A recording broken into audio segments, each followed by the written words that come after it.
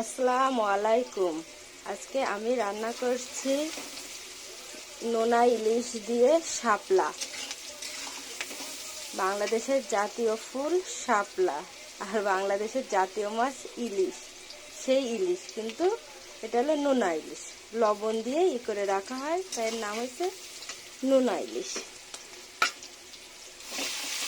প্রথমে ঝাল পেঁয়াজ সুন্দর করে কষায় তার ভিতর মাছটা দিয়ে ভালো করে কষায় নেব। সুন্দর করে মাছটা কষায় নেব।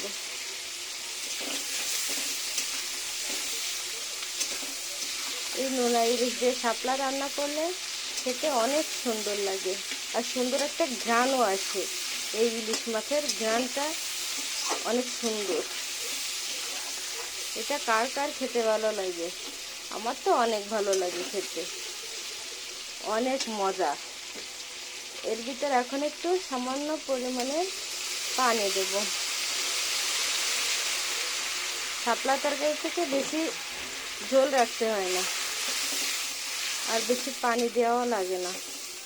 এখন এই পানিটা যখন ফুটবে তখন আমি শাপলাগুলো দিয়ে দেবো ওর ভিতর। পানি ফুটে গেছে টকবগায়, এখন এর ভিতর আমি শাপলাগুলো দিয়ে দেবো। এই তরকারিটা খেতে অনেক মজা লাগে। আর কার কাছে কিরকম লাগে জানি না, কিন্তু আমার কাছে খেতে মজাই লাগে। এখন সুন্দর করে এর সাথে মিশিয়ে দেব। এই তরকারিটা হতে বেশি সময় লাগে না, অল্প একটু সময়ের ভিতরে তরকারিটা হয়ে যায়। ভালো থাকবেন।